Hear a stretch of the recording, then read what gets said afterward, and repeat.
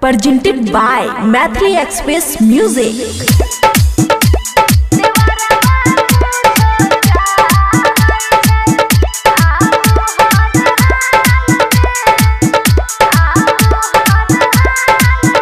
खुशी recording studio Baluaha. राती में ये भी कह बवाल करे छे, उल्टे ही हमसे सवाल करे छे, उल्टे ही हमसे सवाल करे छे। राती में ये भी कह बवाल करे छे, उल्टे ही हमसे सवाल करे छे।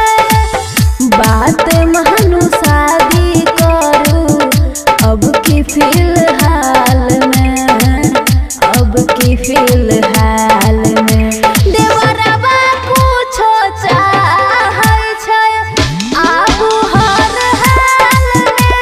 देवरवा कुछो चाहै छै आगू हर हाल में।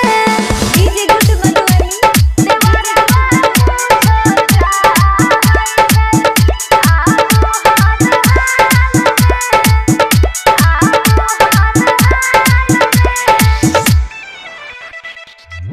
आवै छै सुते उता घर आधी रात में, कहला पकहै छै रहवो कात में। आवै छै सुते उता घर आधी रात में, कहला पकहै छै रहवो कात में। हम ही बुझै छियै हम छियै कोन हाल में, छियै कोन हाल में। देवरवा कुछो चाहै छै आगू हर हाल में। देवरवा कुछो चाहै छै आगू हर हाल में। डीजे गुट मधुरी देवरवा कुछो चाहै छै आगू हर हाल में।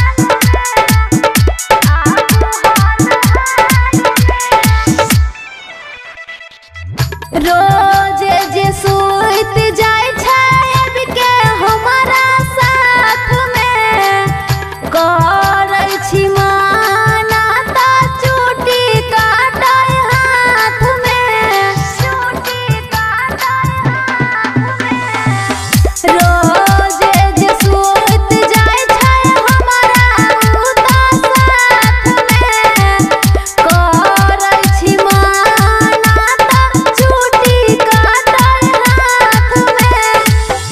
एकरे चलते रहै छी नै हम खुशहाल में, हम खुशहाल में।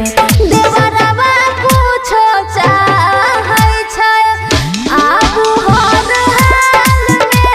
देवरवा कुछो चाहै छै आगू हर हाल में।